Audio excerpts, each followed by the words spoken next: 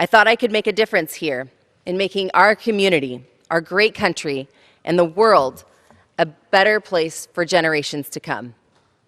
I, like so many of my colleagues, ran for office because I believed that our political system was broken, controlled by the powerful and the wealthy, ignoring and failing the regular people that it's supposed to serve.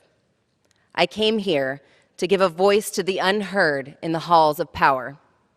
I wanted to show young people, queer people, working people, imperfect people, that they belong here, because this is the people's house. I fell short of that, and I'm sorry. To every young person who saw themselves and their dreams reflected in me, I'm sorry. To those who felt like I gave them hope in one of the darkest times in our nation's history, I'm sorry. To my family, my friends, my staff, my colleagues, my mentors, to everyone who has supported and believed in me, I'm sorry. To the thousands of people who spent hours knocking doors in the hot summer sun, who made countless phone calls, who sacrificed more than I could ever know to give everything they could in every possible way so that I could be here, I am so, so sorry. And to every little girl who looked up to me, I hope that one day you can forgive me. The mistakes I made and the people I've hurt that led to this moment will haunt me for the rest of my life, and I have to come to terms with that. Ever since those images first came out, I've barely left my bed. I've ignored all the calls and the texts. I went to the darkest places that a mind can go, and I've shed more tears than I thought were possible. I've hidden from the world because I'm terrified of facing the people that I let down. But I made it through because the people who love me most dragged me back into the light and reminded me that I was stronger than that. To those of you who were by my side in my worst moments, you know who you are. I love you, I'm so grateful, and I will never forget. And I'm here today because so many of the people I let down, people close to me, supporters, colleagues, people I've never even met, told me to stand back up, and that despite all of my faults, they still believed in me, and they were still counting on me. And I realized that hiding away and disappearing would be the one unforgivable sin. I will never shirk my responsibility for this sudden ending to my time here. But I have to say more because this is bigger than me. I am leaving now because of a double standard. I am leaving because I no longer want to be used as a bargaining chip.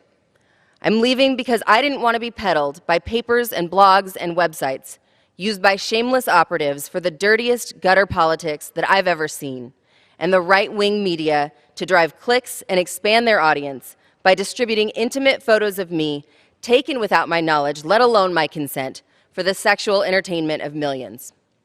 I'm leaving because of a misogynistic culture that gleefully consumed my naked pictures, capitalized on my sexuality, and enabled my abusive ex to continue that abuse, this time with the entire country watching.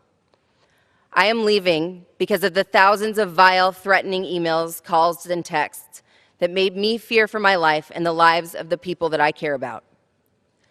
Today is the first time I've left my apartment since the photos, taken without my consent, were released, and I'm scared.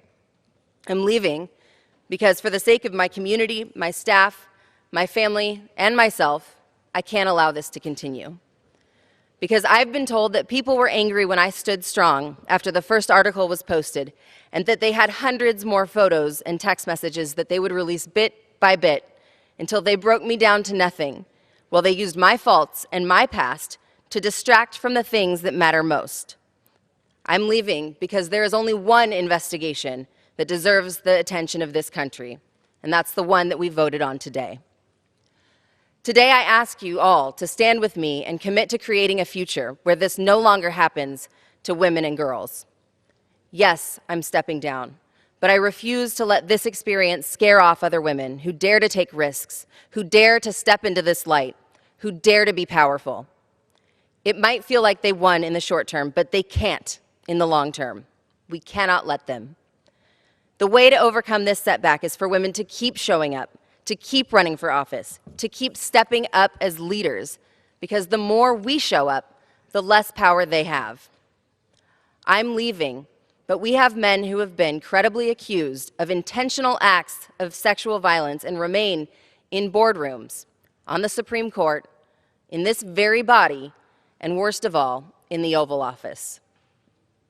So the fight goes on to create the change that every woman and girl in this country deserves. Here in the halls of Congress, the fight will go on without me. And I trust so many of my colleagues to be strong on this front while I move on to one of the many other battlefields, because we have an entire culture that has to change, and we see it in stark clarity today. The forces of revenge by a bitter, jealous man, cyber exploitation, and sexual shaming that target our gender and a large segment of society that fears and hates powerful women have combined to push a young woman out of power and say that she doesn't belong here.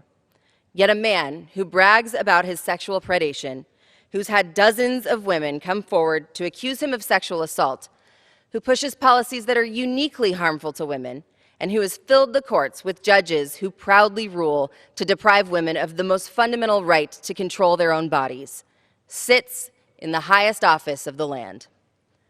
And so today, as my last vote, I voted on impeachment proceedings, not just because of corruption, obstruction of justice, or gross misconduct, but because of the deepest abuse of power, including the abuse of power over women. Today, as my final act, I voted to move forward with the impeachment of Donald Trump on behalf of the women of the United States of America.